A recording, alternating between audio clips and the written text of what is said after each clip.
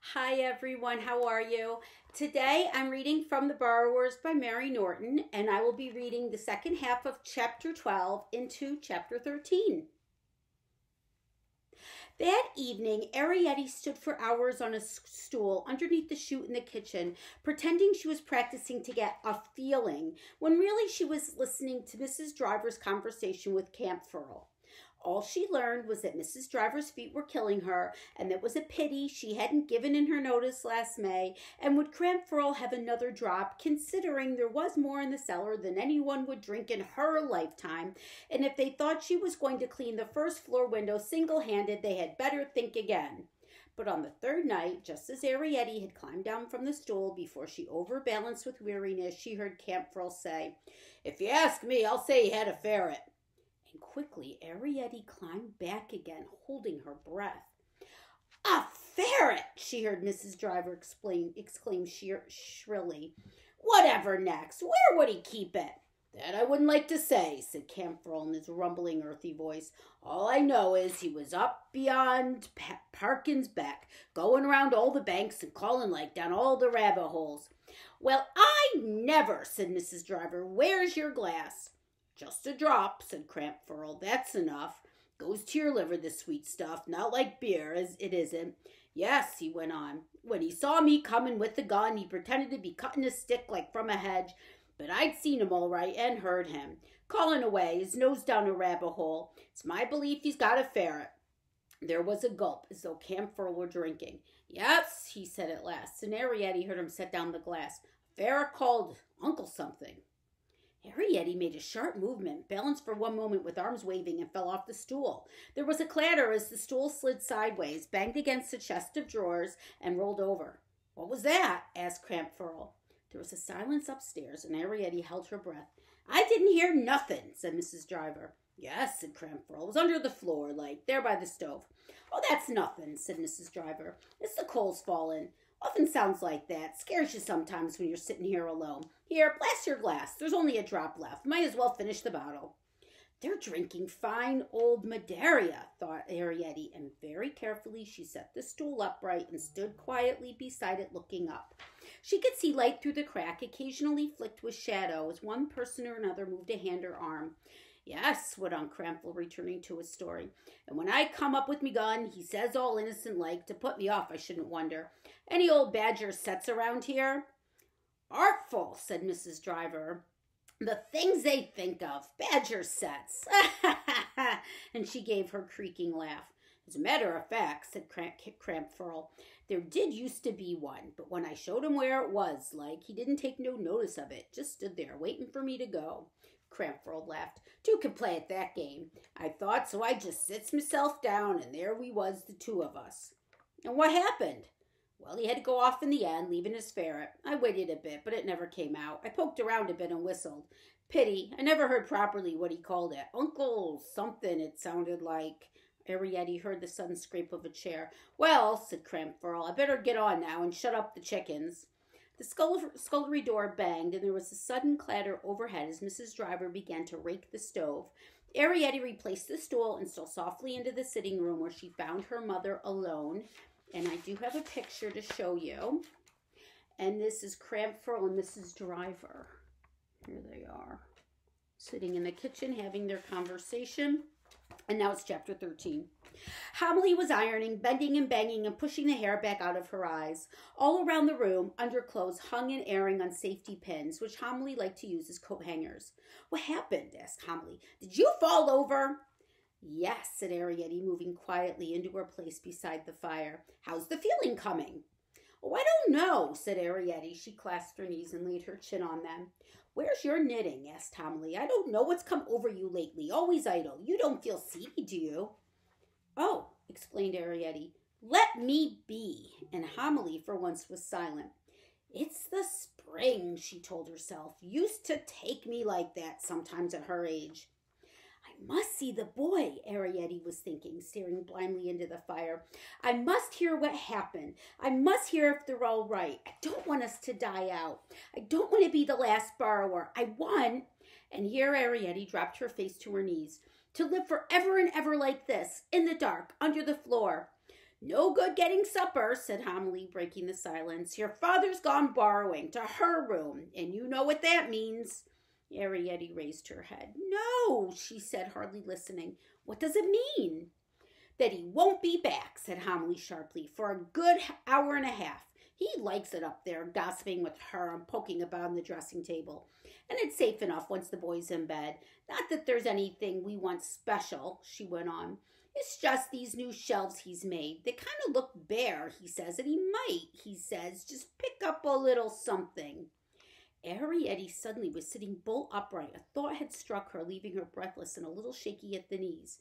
A good hour and a half, her mother had said, and the gates would be open. "Where are you going?" asked Homily as Arrietty moved towards the door. "Just along to the storeroom," said Arrietty, shading with one hand, her candle dipped from the draught. "I won't be long." "Now, don't you untidy anything," Homily called out after her. "And be careful of that light."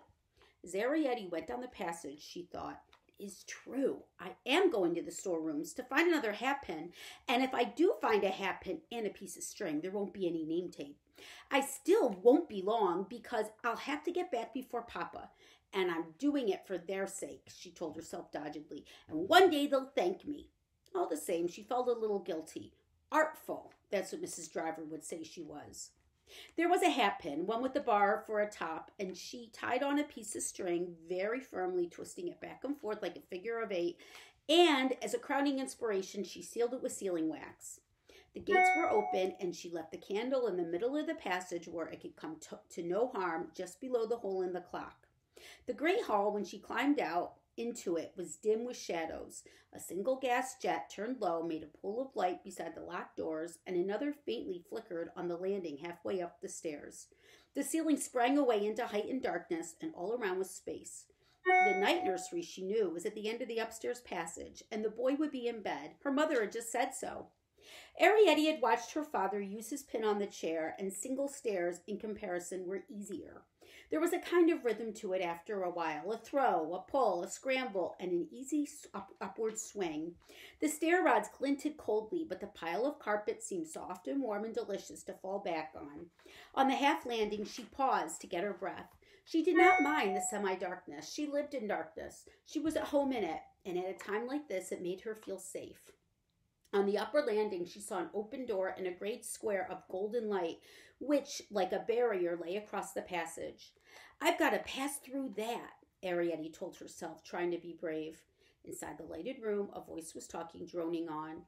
"And this mare," the voice said, "was a 5-year-old, which really belonged to my brother in Ireland. Not the elder brother, but my younger brother, the one who owns Stalemate. And, oh, my darling, he had entered her for several points to points. But when I say several, I mean 3, or at least 2. Have you ever seen an Irish point to point?" "No," said another voice, rather absent-mindedly. "That's my father," Arrietty realized with a start. "My father talking to Great-Aunt Sophie, or rather, Great-Aunt Sophie talking to my father." She gripped her pin with its loops of string and ran into the light and threw it to the passage beyond. As she passed the open door, she had a glimpse of firelight and lamplight and gleaming furniture and dark red silk brocade. Beyond the square of light, the passage was dark again, and she could see at the far end a half-open door. "That's the day nursery," she thought, "and beyond that is the night nursery." "There are certain differences," Aunt Sophie's voice went on, "which would strike you at once. For instance—" Arrietty liked the voice. It was comforting and steady, and the sound of the clock in the hall as she moved off the carpet to the strip of polished floor beside the skirting board. She was interested to hear there were walls in Ireland instead of hedges. Here by the skirting she could run, and she loved the running. Carpets were heavy-going, thick and clinging. They held you up. The boards were smooth and smelled of beeswax. She liked the smell. The schoolroom, when she reached it, was shrouded in dust sheets and full of junk. Here, too, a gas jet burned, turned low to a bluish flame. The floor was linoleum, rather worn, and the rugs were shabby. Under the table was a great cavern of darkness. She moved into it, feeling about, and bumped into a dusty hassock higher than her head. Coming out again into the half-light, she looked up and saw the corner cupboard with the doll's tea service, the painting above the fireplace, and the plush curtain where her father had been seen. Chair legs were everywhere, and the chair seats obscured her view.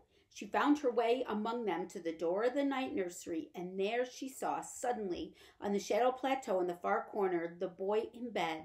She saw his great face turned towards her on the edge of the pillow. She saw the gaslight reflected in his open eyes. She saw his hand gripping the bedclothes, holding them tightly pressed against his mouth.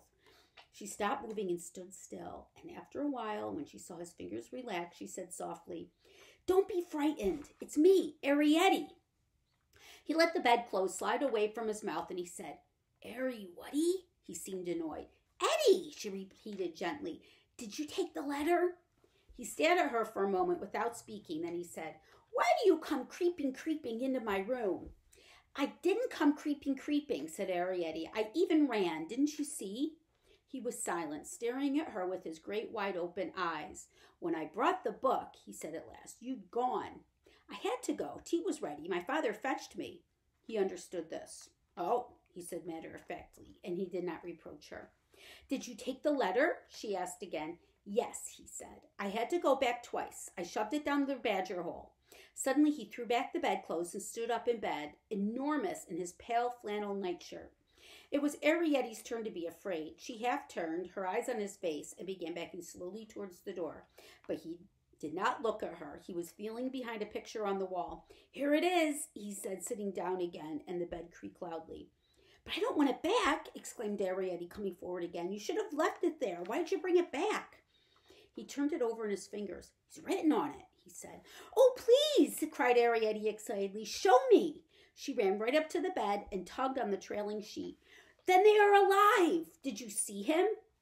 "No," he said. "The letter was there, just down the hole where I put it."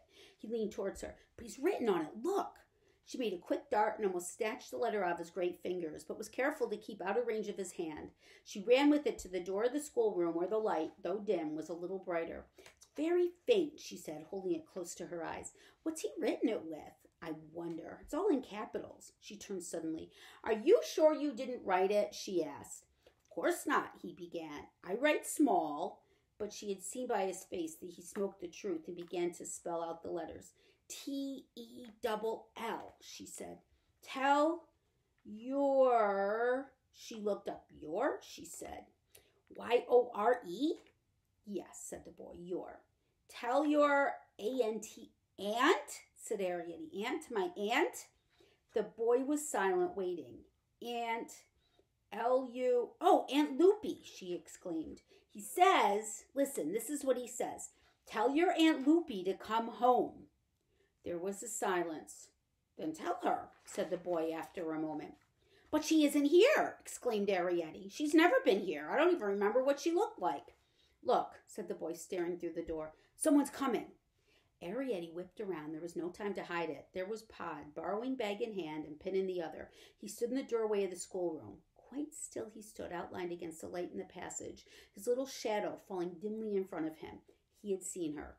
"I heard your voice," he said, and there was a dreadful quietness about the way he spoke, "just as I was coming out of her room."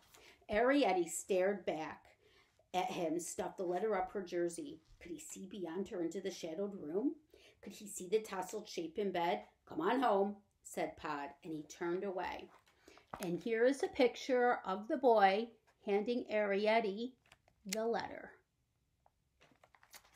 And that's it for today, folks. Tomorrow we're going to go on to chapter 14. I hope everyone is happy and safe, and I will see you again soon. Bye.